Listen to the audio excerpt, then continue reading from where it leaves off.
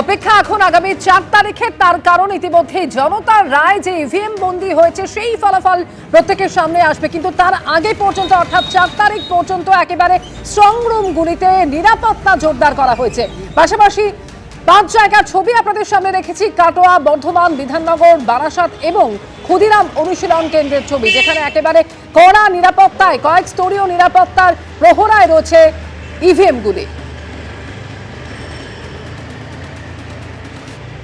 আরামবাগের স্ট্রং রুমের চেহারা কেমন জানবো। নেতাজি মহাবিদ্যালয়ে যে স্ট্রং রুম, সেখানকার ছবি তুলে ধরবেন আমাদের প্রতিনিধি বাপন সাতরা সরাসরি রয়েছেন সেখান থেকে। বাপন, দেখো আমরা কিন্তু এই মুহূর্তে রয়েছি আরামবাগের যে নেতাজি মহাবিদ্যালয়, সেখানেতেই আমরা রয়েছি। সেখানকার দেখাবো যে এই নেতাজি মহাবিদ্যালয়ে কিন্তু আরামবাগের যে 4টি বিধানসভা কেন্দ্র রয়েছে, আরামবাগ, হাট, সুরা এবং খানাকুল, এই 4 বিধানসভা কেন্দ্রে রাখা হয়েছে।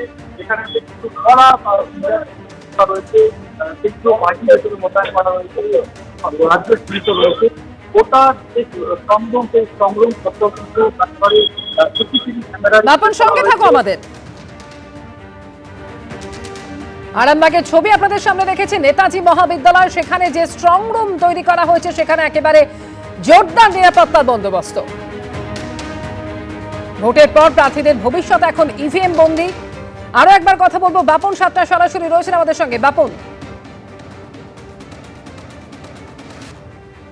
দেখো এই আরামবাগ বিধানসভা যে 4টি বিধানসভা কেন্দ্র রয়েছে, সেই 4টি কেন্দ্রের মধ্যে 1305টি মোট বুথ রয়েছে। সেই বুথের একেবারে যে ইভিএম মেশিনগুলো, সেই ইভিএম মেশিন কিন্তু একেবারেই অধিকাংশই কিন্তু এই স্ট্রং রুমের মধ্যে নিয়ে আসা হয়েছে। গতকাল থেকে যেভাবে বৃষ্টি হয়েছে তাতে কিন্তু কিছুটা ব্যাহত হয়েছিল এই ইভিএম মেশিনগুলো নিয়ে আসার ক্ষেত্রে। সেগুলো কিন্তু আস্তে আস্তে সকাল থেকে কিন্তু সেই ইভিএম মেশিন এই স্ট্রং রুমের মধ্যেই নিয়ে আসা হয়েছে।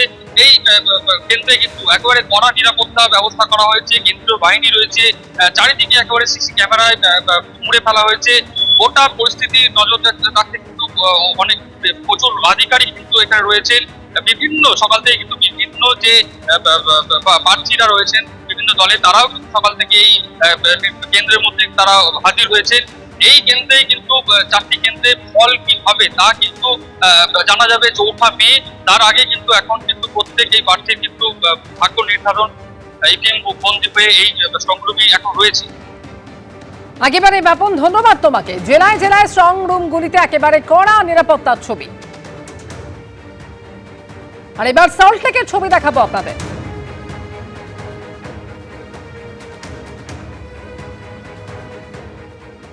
গতকালকে দ্বিতীয় দফার ভোট শেষ হয়েছে এবং আমরা এই মুহূর্তে রয়েছি বিধাননগর কলেজে। এই বিধাননগর কলেজে মোট 3টি বিধানসভার স্ট্রং রুম করা হয়েছে। এক বিধাননগর বিধানসভা, দ্বিতীয়ত হচ্ছে রাজারহাট গোপালপুর এবং রাজারহাট নিউ টাউন।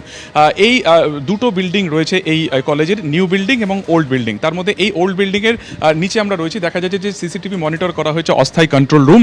সেখানে প্রত্যেকটা যে এন্ট্রি এবং এক্সিট পয়েন্ট রয়েছে, স্ট্রং রুমের বাইরের অংশ বা বিল্ডিংয়ের বাইরের অংশ, যেখানে অবৈধ কোনো রকম জমায়েত বা অবৈধ কোনো ব্যক্তিকে এর আশপাশও ঘেঁষে দেওয়া যাবে না।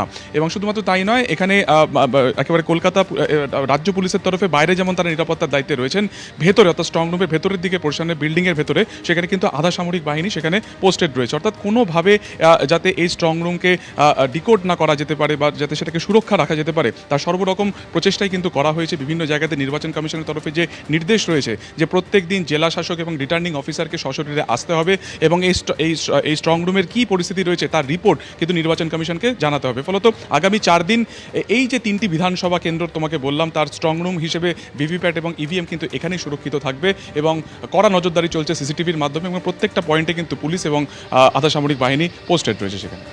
এবিপি আনন্দ, এগিয়ে থাকে, এগিয়ে রাখে।